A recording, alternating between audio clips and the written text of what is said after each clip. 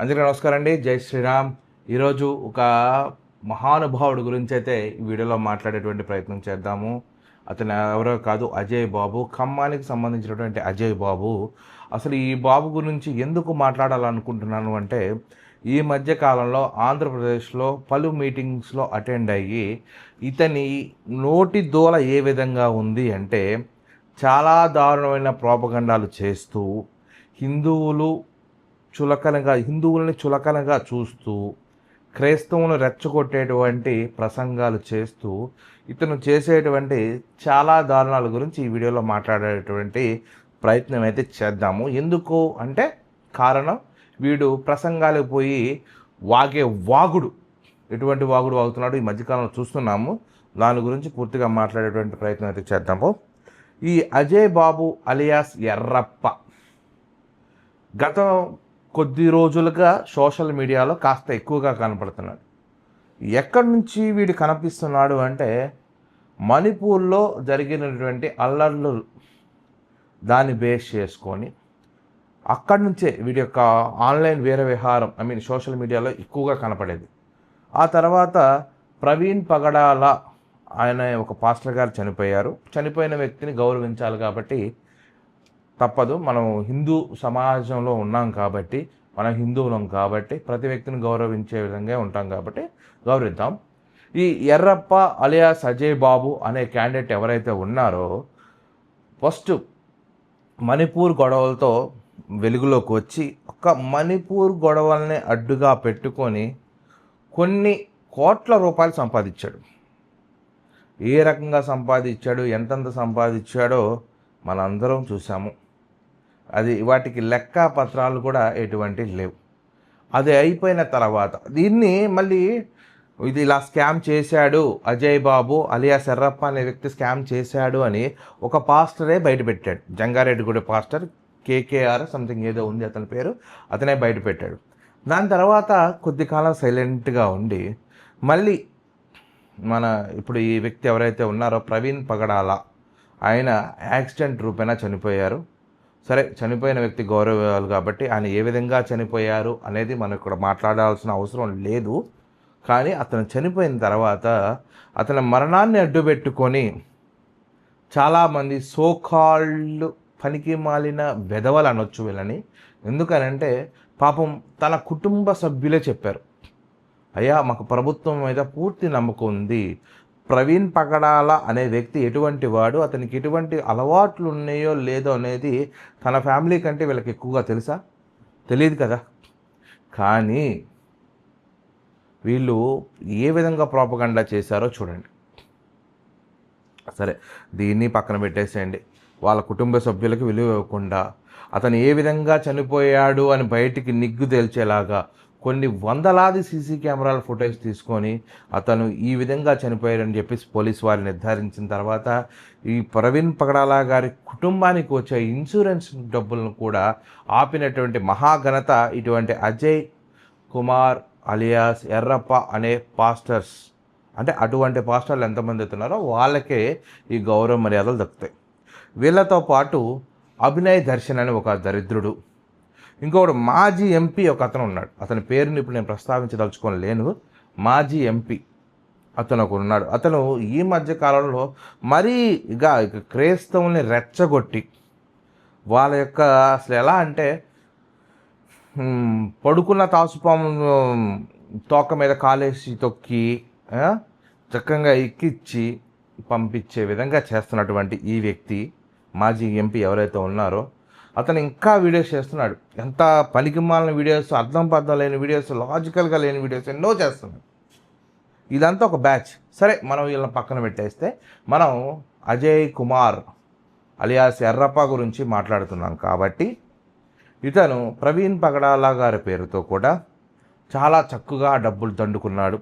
ఏ రకంగా డబ్బులు దండుకున్నారు అనేది గత కొన్ని వీడియోస్లో కనుక మీరు చూసినట్టయితే చాలా అద్భుతంగా ఉంటుంది. ఈ మనిషి చేసిన ప్రోపగండాలు దృష్టిలో పెట్టుకొని తెలంగాణ పోలీసు వారు, ఏపీ పోలీస్ కాదండి అరెస్ట్ చేసింది, తెలంగాణ పోలీసు వారు అరెస్ట్ చేసి ఈయన మీద కొన్ని కంప్లైంట్స్ రేజ్ అయ్యాయి. ఎట్లా పడితే అలా మాట్లాడుతూ ఊకోరు కదా. కంప్లైంట్ రేజ్ చేశారు. ఆ కంప్లైంట్స్ని ఆధారంగా చేసుకొని పూర్తి ఎవిడెన్స్తో ఈయన అరెస్ట్ చేశారు. అరెస్ట్ చేసి జైల్లో పెట్టారు. జైల్లో పెట్టిన ఏ వ్యక్తికైనా సరే, ఐఏఎస్ ఆఫీసర్ అయినా ఇంకెవడైనా సరే, ఎవరికైనా సరే అక్కడ కొన్ని రూల్స్ ఉంటాయి. ఆ రూల్స్ అండ్ రెగ్యులేషన్స్ ప్రకారం హెయిర్ కట్ కానీ షేవింగ్ కానీ చేస్తారు. ఈ వ్యక్తికి కూడా అలాగే చేశారు. దాన్ని కూడా వక్రించి చాలా చండాలంగా దుర్భాషలాడుతూ చెప్పినటువంటి వ్యక్తి ఈ అజయ్ కుమార్ అలియాస్ ఎర్రప్ప. సరే, ఇక్కడతో కూడా అయిపోయింది. తర్వాత ఒక వ్యక్తితో జోడీ కట్టాడు. ఆ వ్యక్తి ఎవరయ్యా అంటే, గతంలో నేను సినిమా హీరోని అని చెప్పుకుంటూ తిరిగి అభినయ్ దర్శన్ అలియాస్ విగ్గు దర్శన్. ఈ విగ్గు దర్శన్ అనే పేరు పెట్టింది మాత్రం హిందూ జనశక్తి లలిత్ కుమార్ గారు. అందుకే అంటే విగ్గు దర్శన్ అంటే చాలామందికి అర్థమైంది కాబట్టి ఆయన యొక్క పేరు నేను వాడుకుంటున్నాను కాస్త, అంతకుమించి వేరేది ఏం లేదు. ఈ విగ్గు దర్శన్తో జతకట్టి ఇద్దరు కలిసి కొన్ని లైవ్లు చేశారు, కొన్ని వీడియోస్ చేశారు, కొన్ని షార్ట్స్ చేశారు, యూట్యూబ్లో పెట్టారు. మీ గుప్పెళ్ళు విప్పండి అని చెప్పేసి ఫండ్ రైజింగ్లు చేశారు. ఫండ్ రైజింగ్లు చేసి కొంత డబ్బు సంపాదించుకొని తర్వాత వీళ్ళిద్దరి మధ్య క్లాసెస్ వచ్చినాయి. ఎందుకంటే అభినయ్ దర్శన్ అనే వ్యక్తి ఒక దుర్మార్గుడు. ఎంత దుర్మార్గుడు అంటే, ఈ మధ్య కాలంలో ఒక పార్టీని నేను స్థాపించాను అని చెప్పేసి జెండా ఆవిష్కరణ, పార్టీ ప్రారంభోత్సవం అని చెప్పేసి ఒక పార్టీ ప్రారంభోత్సవం చేశాడు. కానీ అందులో కూడా అసలు పార్టీ అధ్యక్షుడు వేరు, ఉపాధ్యక్షులు వేరు. ఆయన ఓన్లీ కేవలం ఆంధ్రప్రదేశ్కి అధ్యక్షుడు అని చెప్పేసి ఎవరైతే పార్టీ అధ్యక్షులు ఉన్నారో అతను అనౌన్స్ చేశాడు. కానీ ఆ పార్టీ నేనే స్థాపించానని చెప్తూ మీ గుప్పెళ్ళు విప్పండి అని చెప్పి క్రైస్తవ సమాజాన్ని మోసం చేసినటువంటి వ్యక్తి అభినయ్ దర్శన్. సరే, వీళ్ళిద్దరి మధ్య కూడా క్లాసెస్ వచ్చాయి. తర్వాత ఇద్దరు విడిపోయారు. విడిపోయిన తర్వాత ఈ ఎర్రప్ప అనే వ్యక్తి ఇక ఈ విధంగా చక్కగా ఏపీకి రావటం, ఏదో ఒక కార్యక్రమాల్లో పాల్గొన్న తర్వాత అక్కడ జనాన్ని రెచ్చగొట్టే ప్రయత్నం చేయటం, రెచ్చగొట్టిన తర్వాత కాస్త ఫండ్ రైజింగ్ చేసుకోవటం, ఈ విధంగా చేస్తున్నాడు ఈ ఎర్రప్ప అలియాస్ వేస్ట్ నా కొడుకు. ఎందుకంటే ఇట్లా అంటున్నాను కాదండి, ప్రతి వ్యక్తికి గౌరవ మర్యాదలు ఉంటాయి, ప్రతి సమాజానికి వాటికి ఉండేటువంటి ప్రాపర్టీస్ ఉంటాయి. అలాగే ప్రతి కులానికి కూడా ఒక వెసులుబాటు, ఒక విధి విధానం అనేది ఉంటుంది. క్రైస్తవుల్ని పూర్తిగా ఒక మభ్యలో పెట్టి వాళ్ళకు ఒక మాస్క్ వేసేసి వీడు మాట్లాడే మాటలకి చాలా చండాలంగా క్రైస్తవులను రెచ్చగొడుతున్నాడు.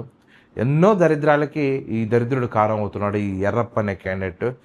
ఎంత వరస్ట్గా హిందూ గ్రంథాలను కానీ హిందీ దేవీ దేవతలను కానీ దూషిస్తూ ప్రతి మీటింగ్లో కూడా, లేకపోతే ప్రభుత్వాన్ని, ఎక్కడైతే కూటమి ప్రభుత్వం ఉందో కూటమి ప్రభుత్వాన్ని దూషించడం, ఈ విధంగా చేస్తున్నాడు. మళ్ళీ ప్రభుత్వాలు అవి అంటే మనకు అది అవుట్ ఆఫ్ సబ్జెక్ట్. మనం ఓన్లీ కేవలం మన ధర్మం గురించి మాట్లాడుతున్నాం కాబట్టి ఈ ధర్మం గురించి మాట్లాడేటువంటి ప్రయత్నం చేద్దాం.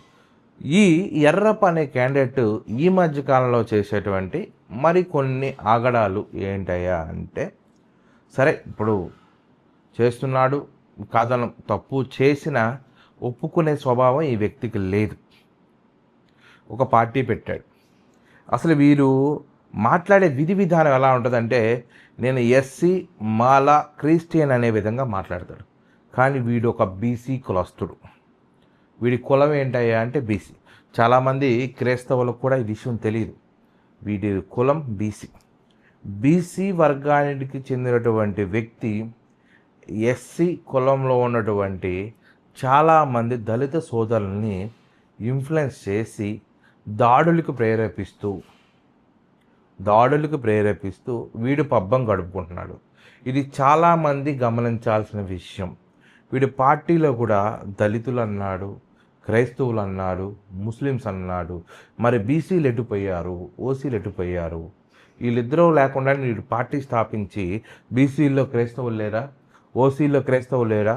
మరి వీడు ఏ విధంగా పార్టీ పెట్టి జనాల దగ్గర డబ్బులు వసూలు చేస్తున్నాడో అర్థం కావట్లేదు. ఇక అభినయ్ దర్శన్ అనే ఉన్న వ్యక్తి అయితే వాడు మరీ ఎదవా. బట్ వాడి గురించి ఒక మాట చెప్తాను, ఎందుకంటే ఈ వీడియో ఓన్లీ ఎర్రప్ప గాడి గురించి తప్ప అభినయ్ దర్శన్ గురించి కాదు. కాబట్టి ఈ అభినయ్ దర్శన్ అనే వ్యక్తి ప్రతిసారి ఫండ్ రేజ్ చేస్తున్నాడే తప్ప ఏ యొక్క ఆయన ఎన్నో ట్రస్టులు పెట్టాడు, పార్టీ పెట్టాడు, పార్టీ అకౌంట్స్ ఇవ్వట్లా.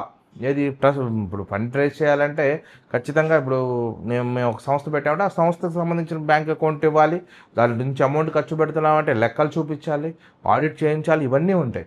కానీ ఈ అభినయ్ దర్శన్ అనే వ్యక్తి ప్రతిసారి కూడా అతని యొక్క పర్సనల్ అకౌంట్ ఇస్తున్నాడే. ఖచ్చితంగా ఇది అనుమానించాల్సిన విషయం కాదు. మరి ఎందుకు క్రైస్తవులకు అనుమానాలు రావట్లేదు? దీని గురించి కూడా ఆలోచించండి.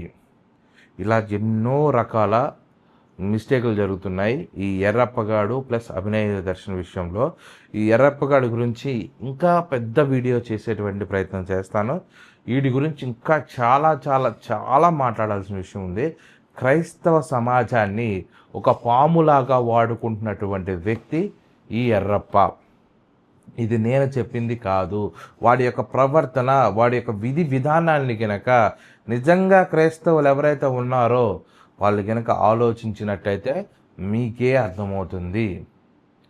పాస్టర్స్ ఒక బోర్డర్ గీస్తే దాని నుంచి ఇంకో బోర్డర్ గీసి క్రైస్తవంలో ఉన్నటువంటి యువతను రెచ్చగొట్టి హిందువుల మీదకు ఉసుగొలిపేటువంటి దారుణ చర్య ఏదైతే ఉందో దీన్ని ఖచ్చితంగా ఖండించాలి. ఈ విధంగా వాళ్ళని రెచ్చగొట్టడం వల్ల ఇలాంటి వెధవల యొక్క పబ్బాలు గడుపుకుంటున్నారు అంటే ఒకసారి మీరు ఆలోచించండి.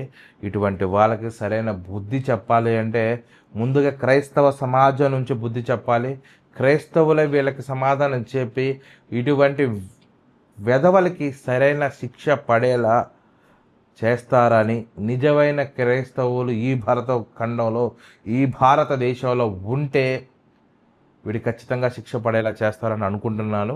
సరే, ఒకవేళ నా మాటల వల్ల ఎవరికైనా నొచ్చుకొని ఉంటే దయచేసి క్షమించండి. అది క్రైస్తవులైనా, హిందూ సమాజమైనా, లేకపోతే ముస్లిం సమాజమైనా, ఎవరైనా సరే.